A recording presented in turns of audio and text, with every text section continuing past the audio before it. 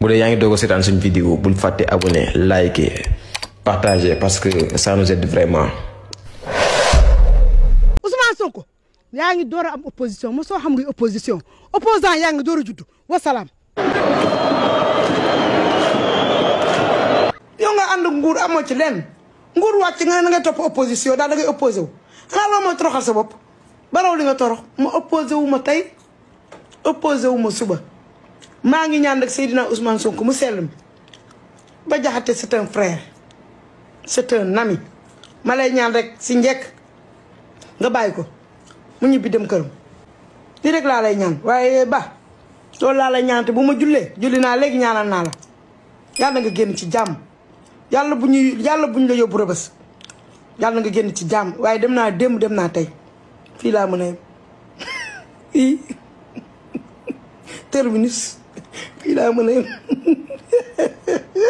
yàlla la yàlla génnee fii laa mën a yem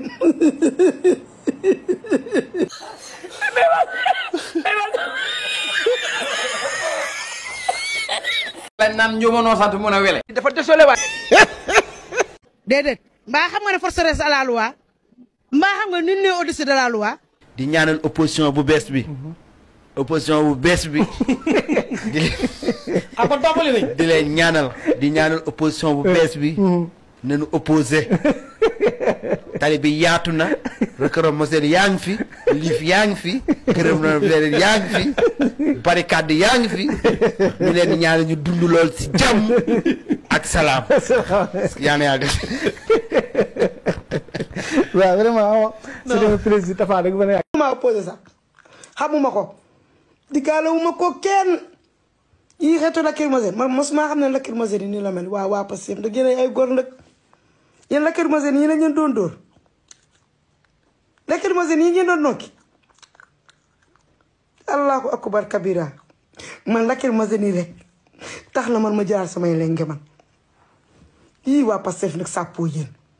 les patriotes chapeau yéen ay jàmbaar ngeen de lacrymogène yi ngeen doon nokki yii la wala bii farce bi la bii moom du original bii farce bi la bii dafa mel ni poobar bu mokk nga jël boole koog nu mu tuddati boole koog jinjeer bu mokk bii ak kaani bii noonu li kenn mënu laa wax di lu mu doon lii ngeen doon nokki yéen lii du lacrymogène yi de ma ne man sama ànd ak nit lacrymogène bokku ci lan boo génnee sa kër ngay dem ma ne sama kër site bi ñuy jaay parce que ñi ngi làqatu ci gannaaw alkaati te nañu fexe nag bis bu ñu ñàkkee nguur nañu am ngor ñun nii ñu ñemee taxaw ak ñoom ñu yor nguur yor justice yow lépp ñuy xeex ak ñoom bu fi kenn dem ci sëñ si naan daf maa bëgg a tëj de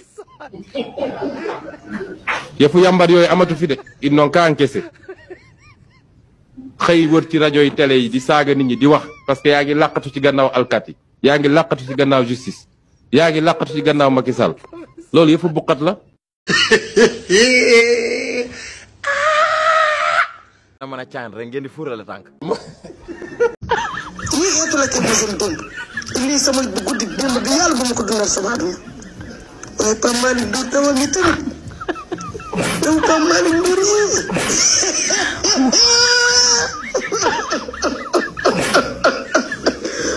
Pape Malick Ndour war na waay